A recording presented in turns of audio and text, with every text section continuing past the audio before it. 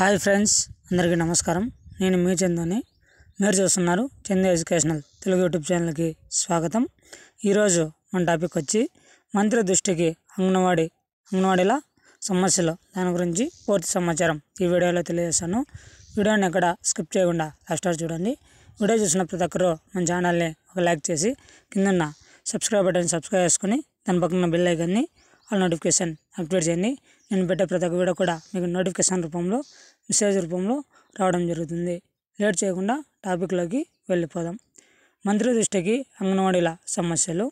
వినతి పత్రం అందజేసిన యూనియన్ల నాయకులు. ప్రజాశక్తి అమరావతి బ్యూరో. అంగన్వాడీలకు గ్రాటి టీఓలో మార్పులు చేయాలని, మినీ వర్కర్లకు మెయిన్ వర్కర్లుగా గుర్తిస్తూ ఉత్తర్వులు జారీ చేయాలని మహిళా శిశు సంక్షేమ శాఖ మంత్రి జి సంధ్యారాణికి అంగన్వాడీ వర్కర్స్ అండ్ హెల్పర్స్ యూనియన్ల నాయకులు విజ్ఞప్తి చేశారు.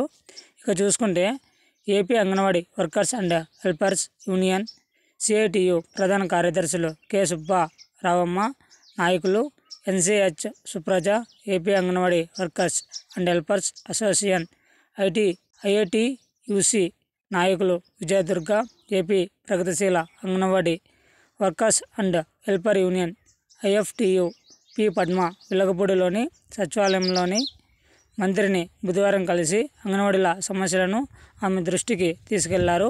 వేసవి సెలవులు నెల రోజులు ఇవ్వాలని కోరారు. యాప్లన్నీ ఒకటిగా చేయాలని, వేతనాలు పెంచాలని పేర్కొన్నారు.